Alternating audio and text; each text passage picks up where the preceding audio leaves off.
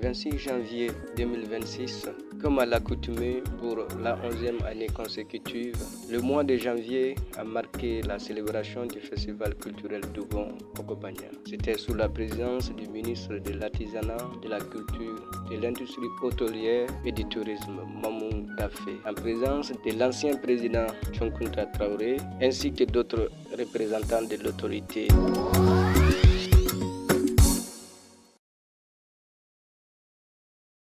Badwin la jeni kherani la timen kherani la kisi.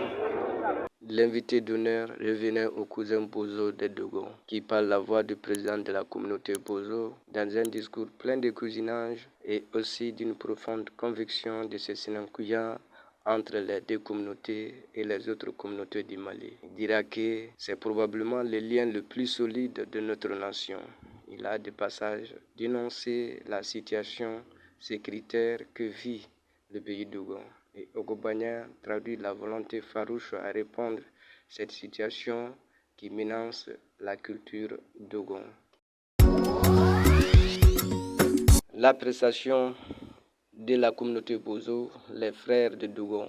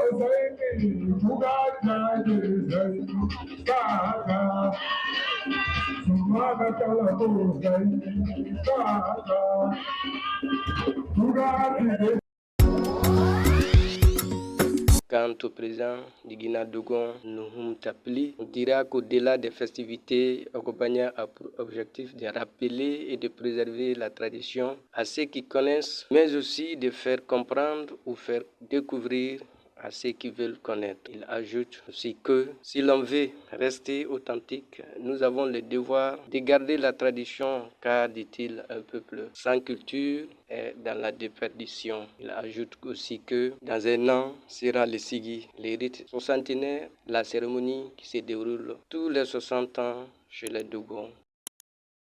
La prestation du troupe Yago pour la communauté Dogon.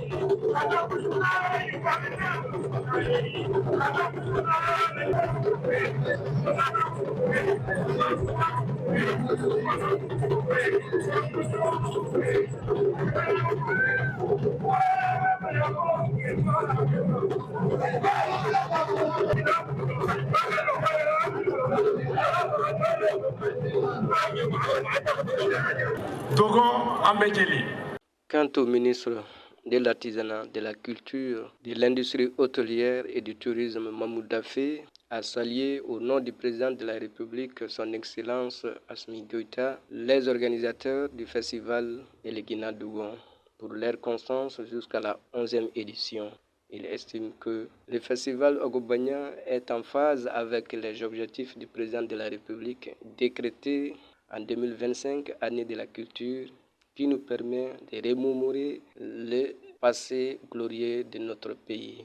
Cette cérémonie aussi a marqué la remise d'attestation à l'ambassadrice des États-Unis nommée Yamouyon pour son dévouement, sa patience, son courage pour la culture Dogon.